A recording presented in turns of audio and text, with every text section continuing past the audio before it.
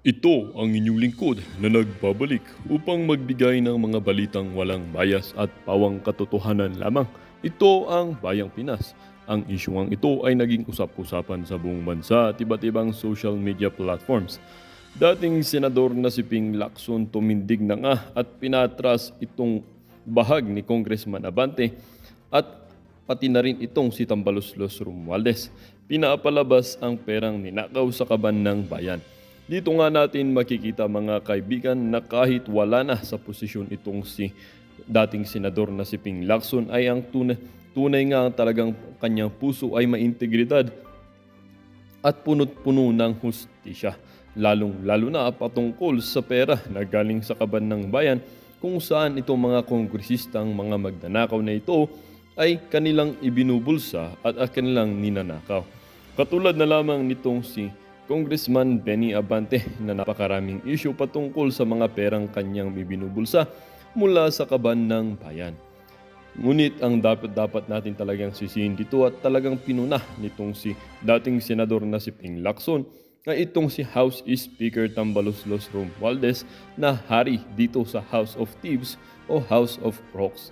Dahil nga sa kanyang pamumuno bilang speaker dito sa House of Thieves or House of Crocodiles ay tila ba punong-puno na ng kawatan ng ating kongreso kung saan mga bilyong-bilyon, meron pang mahigit trilyon ang mga perang nananakaw na galing sa kaban ng bayan. Kaya naman pala ang pera or laging sinasabi ng ating mga politician na walang pera ang gobyerno ay dahil nga sa mga tiwaling mga kongresistang ito kung saan napakalaki ang kanilang ibinubulsa imbis na gamitin itong pera na ito para sa pag-iimproba ng ating bansa at pagbibigay or pag-aayuda dito sa ating mga mamamayan na nangangailangan. Well, para nga sa kabuang detalye ay panoorin ang buong video. At kung bago ka pa lamang sa ating channel ay huwag kakalimutang mag-subscribe, pindutin ang notification bell, piliin ang all upang laging maging updated sa mga balitang bago, totoo, at walang bias.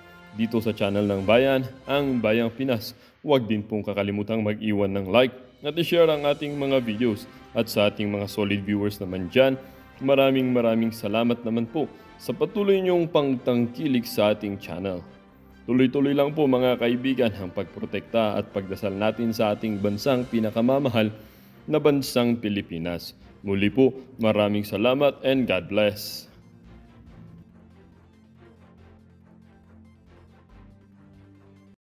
Bago ng isip ninyo, just after a month, eto na, finally, tatakbo na po ulit kayo sa susunod na eleksyon? Totoo yun. Una, siguro yung mga 1 to 2 years after nung June 30, 2022, yung paglabas ko sa gobyerno, talagang ang pakiramdam ko, mas magaang yung pakiramdam at mas mas magaang magkarga ng apo kaysa magpasa ng mundo. Pero kinalaunan, after mga 1.5 years, 2 years, parang ang pakiramdam ko naman, parang nawawalan ng kabuluhan yung buhay. Tapos parang, alam mo yon, ito na ba, tutuldukan ko na ba talaga yung kasaysayan ko? Parang gano'n ang pakiramdam. Hanggang sa kami dalawa ni Tito Sen, as early as June, actually, backtrack ng konti, as early as June this year, kinausap kami isang kaibigan, malapit na kaibigan at taga-suporta ni President Marcos. At yun nga, sabi niya, nag-dinner sila nung gabi, nung gabi bago kami mag-usap. At nakikiusap daw kung sakaling tatakbo kami dalawa, doon kami makitiket sa administration slate. At the time, hindi pa na-perform yung slate ng administration. Ako, nag-express ako ng reluctance. Sabi ko, alam mo kasi, ang decision ko talaga, alanganin ako. Baka hindi ako tatakbo na. Si partner, alam ko, medyo decidido ito. Sabi niya, hindi, kung sakali lang namang magde-decide, baka pwedeng doon na tumikit. So, yon. And then, habang nasusubaybayan ko yung mga pangyayari sa Senado, sa Kongreso, lalo na yung, alam mo, hanggang ngayon, nakakakuha pa rin ng feedback tungkol sa kalakaran sa national budget. At noong yung 2003, nabanggit ko na rin ito, nagkaroon ng mga issue tungkol sa double appropriations, triple, quadruple, hanggang quintuple appropriations. Doon ko parang tumatak sa isip ko na siguro kung naandun ako sa Senate, malamang sa hindi, nakita ko yun kasi maski wala ako sa Senate, nakita ko pa rin dahil may nagbigay sa akin ng information. At siguro naman, maski pa paano, nakagawa ako ng paraan para maawat yun. Plus of course, ang compelling yung PhilHealth funds na in-transfer nga, no, na realign from ang program to ibang ahensya. So yun yung mga issue plus yung mga pagdinig na nagaganap ngayon. Pagka nagkakaroon ng tanungan at saka sagutan, parang habang nanonood ka, para bang nasa isip mo, sana na itanong to.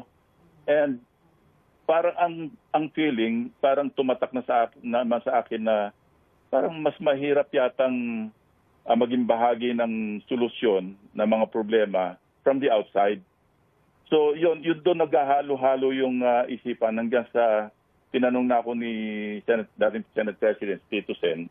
Sabi niya kasi sinabit ko na yung pangalan mo dahil tayo naman ay talagang kinausap. Mag-decide ka na. Sabi ko talagang as of now hindi pa rin na maka-decide. Hanggang nga, sabi niya, September 26, medyo magkakaroon yata ng announcement. Ikaw na yung mag-decide. Kami naman may usapan, kung sakali ako itatakbo, magkasama kami dalawa, hindi kami maghihiwalay. So yun ang background, kung bakit nandito ako ngayon at sumama uli doon sa ticket na binuo. Actually, guest candidate ako ng Nationalist People's Coalition na isa sa mga miyembro ng part ng alliance ng 5 major political parties, Nacionalista, NUP, Lakas at saka yun nga, NPC, pati yung Partido Federal. So yun ang background. So sinasabi niyo po June this year pa nagkaroon ng pag-uusap tungkol nga po dito sa magiging pagtakbo ninyo and kasama sa mga kinonsider nyo, hindi kayo pwede maghiwalay ni dating Senate President Tito Soto. So malaking factor po yun na dahil nandun siya sa administration coalition, kaya po sumama na rin kayo sa administrasyon. Oo, talagang he want out of his way kasi hindi naman ako NPC. Pero sabi niya, maglaan talaga ako ng isang slot kung sakali magbagong isip mo. Basta merong available na slot para sa'yo. Ang mga NPC na nandun, of course siya, tapos si Mayor Abby Binay, at saka si Pinuno, si Lito Lapid. So, bali 4 kami sa nadala-dala ng NPC. Ako, being or having no political party, ako yung independent.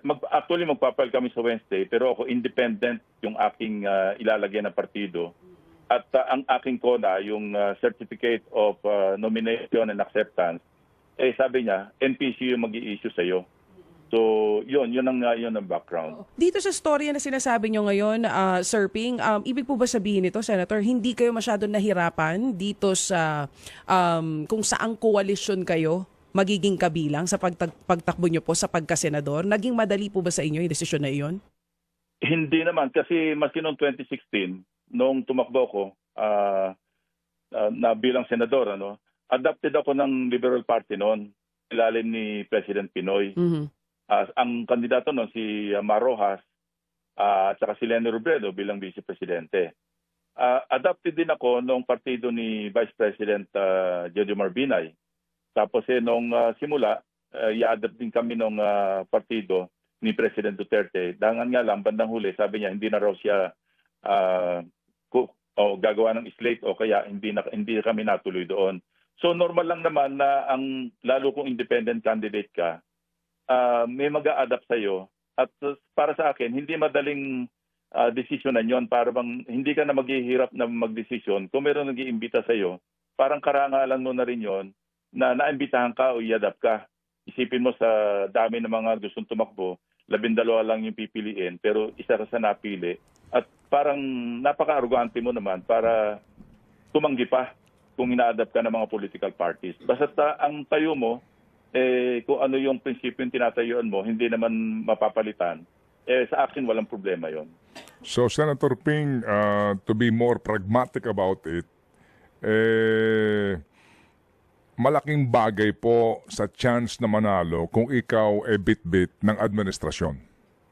Not necessarily administration. Kung ikaw bit-bit ng isang political standing in good political party na in good standing, lalo pa nga kung koalisyon, siyempre bit-bit pagka bit-bit ka rin nun sa maski pa paano makakatulong kasi may mga baluarte ang mga iyan, di ba? Opo. Bawat political party may baluarte eh. Opo. Kung tatanggihan mo yon, para kang tumanggi na rin sa grasya kung tutusin, di ba? Opo. Kasi Yun ang pragmatic approach, ika nga, tulad na sinabi mo. Opo. Kumbaga din, ang una kasing concern, paano ka mananalo, di ba? Oo, yun muna. At then, pag nanalo ka na, doon na ho natin naaalamin nga kung ano talaga ang stand mo sa mga isyong pambayan, Senador.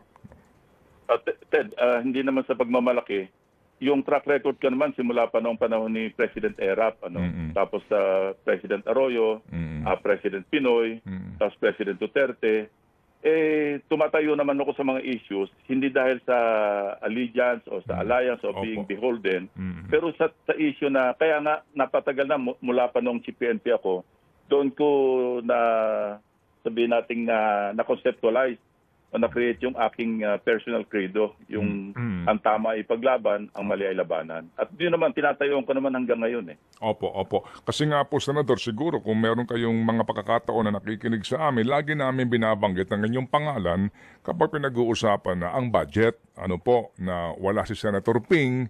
So, kung bakit ba nangyayari itong mga bagay na ito? So, ngayon nga po kayo'y tatakbo, may mga tao din nga na umaasa na muli kayo magiging mata ng bayan sa pambansang budget. Ano ba ang take nyo dito, Senator Ping?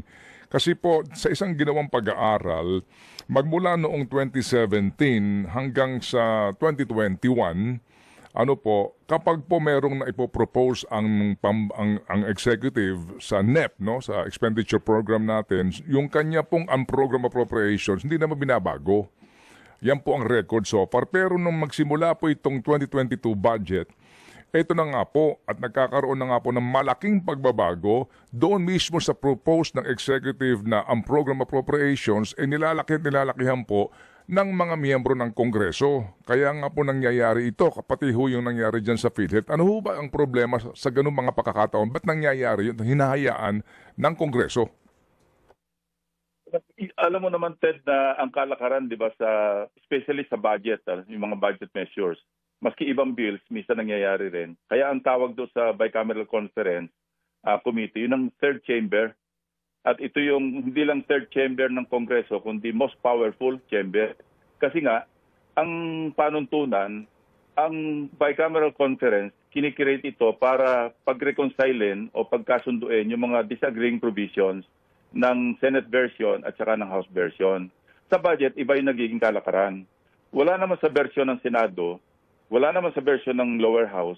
Pero pagdating sa BICAM, nagsisingita na yung anong inireconcile mo doon kung wala naman sa magkabilang version. Nababago yung balangkas at nababago yung provision. Tulad, nabanggit mo na nga yung unprogrammed fund. Sa kalaman ng mga tagapakinig, tagapanood, yung unprogrammed fund, bahagi ito ng tinatawag na special purpose fund. Kasi tatlo yung bahagi ng ng national budget natin, ng GAA. Regular budget, special purpose fund, at saka automatic appropriations. Yung automatic appropriations, normally, hindi na ginagalaw yan kasi automatic na yan Yan yung debt service, yan yung IRA, naandyan na lahat yun. Ngayon, yung special purpose fund, ito yung standby appropriations na kung saan, kung kapusin yung budget para sa isang item doon sa regular budget, pinoponduhan o sinususugan, ino-augment ng galing sa unprogrammed fund. Now, pagdating naman sa unprogrammed fund, dati-rate, for the longest time, tatlo yung provision dyan yung isa, yung merong available na pondo para i-realign mo o i-augment mo doon sa budget item ng maski anong ahensya ng gobyerno. Pangalawa, merong revenue measure, merong batas na pang-tax na para magamit pag-augment doon sa budget, regular budget. At pangatlo, yung tinatawag na approved loans. Pag may approved ng loans, siyempre, merong available na pondo. Ang sistema, pagdating sa 2024 budget, inamend yung special provision, mga special provisions under the unprogrammed fund. Nadagdagan ng dalawa. Letter D, yun yung tinatawag na isinama na yung mga GOCCs. Ang PhilHealth, parang ang kategory nito, parang GOCC. Opo. Maski ito yung health insurance para sa mga sa kalusugan ng ating mga kababayan. Pero GOCC kasi nag-i-invest din ito sa mga mga bonds, ano, yung Opo, sa mga stocks. At may mga magmamature nga raw, kaya sobra yung pondo. At yung panglima, sinama rin doon, foreign assisted projects. Medyo delikado, hindi pa tayo umaabot doon. Ang inabot pa lamang yung GOCC, lalo na yung PhilHealth. Pero pag umabot na tayo, pati yung foreign assisted projects, nagalaw, may kalalagyan tayo kasi pag foreign assisted projects, may counterpart na pondo yan galing sa foreign country kasi foreign assisted Normally yan, hati yan eh. Pero paano mong gagalawin ngayon yon? Medyo may controversy yon. So, ang issue sa nakita ko, no, nung makita ko yung amendment to sa special provisions, nakita ko agad yung mali kasi ang PhilHealth law at saka yung Universal Healthcare Act, kasi ang PhilHealth Act na amend pa ito may amendment pa ito. Ano yun special laws yung mga yun Opo. Ang GAA is a general law. Napaka-basic naman, alam ng lahat ng abogado to, maski siguro mga mambabatas, na yung general law, hindi po pwedeng i-amenda ang special law. Kasi yung special law, ito na ngayon nag-qualify doon sa general law. Ngayon, ibabalikan mo na naman, i-amen mo pa yung special law sa pamamagitan ng isang general law, which is the General Professions Act. Parang kita ko na agad yung mali. Opo. This is not to count or this is not to mention yung emotional issue na kung saan yung PhilHealth o yung sa PhilHealth Act, pagka may excess fund, gagamitin ito dapat sa benepisyo ng mga miyembro. Okay. Sa pamamagitan ng pag-lower ng premium o kaya pagdagdag ng benepisyo, di ba? Opo. So, yung nga po, Senator Ping, kasi habang nanonood tayo sa mga mambabatas, mawalang galang lang po, no, pati ho sa Senado, nagugulat sila dito ho sa mga provision na ito na sila naman po ang nag-approve. Kasi po, sa record ng Senado, isa lang ang kumontra si Coco Pimentel lang. Ito pong pinupunto namin ngayon. So, sir, nakita niyo ho itong sinasabi ho na pagkakamali at yung danger na pinapasok ko natin sa pagmamaniobra po sa mga provision po ng budget. So, kung kayo ho ba'y nakaupo ng mga panahong yon, sa inyo pong pagsilip ng kamalian na ito, aasahan ba ho kaagad natin na kayo'y maglalahad nito, ito sa publiko ninyo at hindi kayo boboto sa pambansang budget? O sa BICAM As always, certification? as always, at gagawin ko, talagang lalabanan ko yan sa plenaryo, sa BICAM. Ginawa naman namin ng araw yan Yung actually senior ko kay Senator Coco, yung observation na rin na yun. At medyo nagkausap kami sa pamamagitan ng exchanges ng messages. Okay. Tapos sabi ko, parang may mali dito. Sabi niya, nakita ko nga rin yun, sabi niya. Okay. Siyempre ako, wala naman akong boses. Sabi ko nga sa Ted, Opo. it is more difficult to help fix sabi natin broken system from the outside. Parang meron ka lang Kaya ito nga yung sinabi ko kanina kay DJ na Opo. parang, teka muna, Okay. ito na ba yung kabuluhan ng buhay ko? Dito ko na ba tutuldukan yung kasaysayan ng buhay ko? Ito yung isa sa mga nagbunsod sa akin, siguro nakapagpabago ng isip, on top of yung usapan namin ni Senator Soto, parang meron na rin akong moral obligation sa kanya. Imagine, hindi naman ako NPC, pero antimano, sinabihin niya na ako na basta nakareserba sa iyo yung isang slot ng NPC sa Alliance. Sige po. So sir, ito hong gantong pangyayari, nangyari ito, mawalang ganang lang ulit, di ginagawa ang kanilang trabaho. Ed, alam mo yung budget books, hindi lang isang libro yon, Yes, parang sir. telephone director yon, na ang font pagkaliliit. Kung hindi mo talaga bubusisiin at hindi mo makakatulong yung mga maalam sa staff mo at hindi mo talagang pagpupuyatan, halos hindi mo talaga makikita yan. Lalo pa nga, at yung BICAM, alam mo rin naman to, Ted, di ba? Yung bicameral conference, yan, open and close yan Mag-meet, formalities, introduction, open, tapos, sige, mag-create na lang tayo ng small group BICAM. Pag sinabing small group BICAM, 2 tao lang yun Yung chairman ng Appropriations Committee ng House at saka yung chairman ng Finance Committee ng Senado. Sila ay mag-uusap at pag nagmeeting uli yung BICAM, naka-ready na yung lahat ng amendments. Ako noon, gusto ko minsan, teka muna, iuwi ko muna ito, pag-aralan ko muna ng aking mga staff. Nakakahiya naman kasi nando na yung mga page at papipirman sa iyo katakot-takot na pages. Aabalahin mo pa ba yun? Magkakaroon ng reenactment ng budget. Kasalanan mo yun pag inabala mo. So nangyayari, yung nakakalusot, hindi naman lahat makikita mo yun eh. So ang nakakalusot, sa oversight na lang, sa susunod na budget year, doon namin nabubusisi yun. So kung natatandaan mo, Ted, pagka ako'y nagtatanong sa committee hearing o sa plenaryo, binabalikan ko hanggang 3 taon eh, na nakalipas na budget years. Okay. Binabalikan ko yun para may pamukha na ito yung naging resulta ng ating mga pinag-usapan, pinagdabitayan na budget. Ito yung nangyari. So nakokorek yun. Ang nga ni Pangulong Duterte, natatandaan ko, minasilip nga kami. Yun talaga yung ultimo, na kung saan, imagine, na-ratify na. Tapos na yung bicameral conference, ni-ratify na yung BICAM report ng Senate, ni-ratify pa ng House. Pag-enrolled bill, pinalitan pa. At nagsingit pa ng 75 billion pesos. Mabuti, hindi nakalusot din kasi pinagbigay alam ni Senate President Tito Sen, na Mr. President, hindi ko pa ipirmahan lahat ito, qualified yung pirma ko rito. So nabito yon. Opo. Sige po, so kumbaga, ang may alam dapat ng mga isinisingit yung Committee on Finance Chairman on the part of the Senate. Totoo yun. Okay. Sa tulong din ng mga senador, hindi naman niya kaya mag-isa. At saka, merong LBRMO Yun talaga yung nagbubusisi nito. Okay, in other words talaga, hindi ho naman itatanggi din natin ang pangangailangan nga sa tulad ninyo. Kumbaga, ito hong aming aasahan kung kayo ipapalarin ulit, Senador. Maasahan nyo yun, Ted. Hindi naman ako nagbago nung 18 taon ko sa Senado eh. Tinayuan naman talaga yung dapat tayuan eh. Opo. Sige po. So sir, panghuli na lang po, ano ang masasabi ho ninyo dito ho ngayon sa mga susulputan na mga kontrobersya na kinasangkutan po ng nagdaan administrasyon pong Duterte dito po sa mga sinasabing patayan during the War on Drugs campaign na klaro ho ang iba, kagaya po nung isa sa mga PMA, si Colonel Barayuga, na pinagplanuhan talagang patayan. Ito hong mga lumalabas ngayon sa pagdinig po ng Quadcom sa Kamara.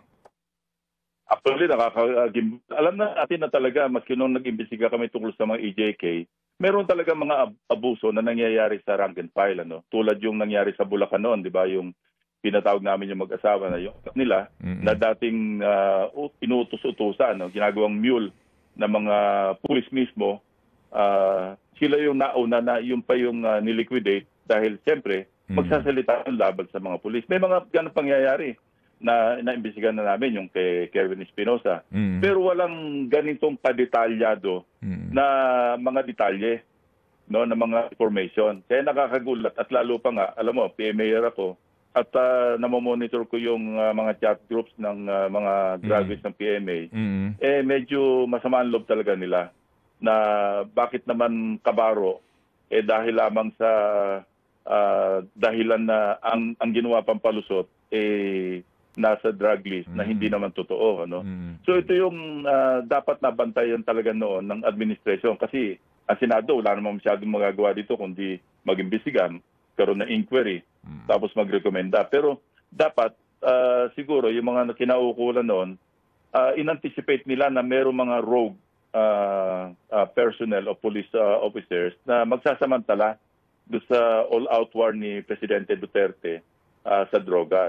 Hindi natin naman pinagbibintangan ng Pangulo na alam niya lahat ng pangyayari kasi mga na ito implementation na ito ng mga kung sinong mga nag-abuso. Allegedly, kasi hindi na napapatunayan. Katunayan, wala pa naman na isasampang kaso sa korte.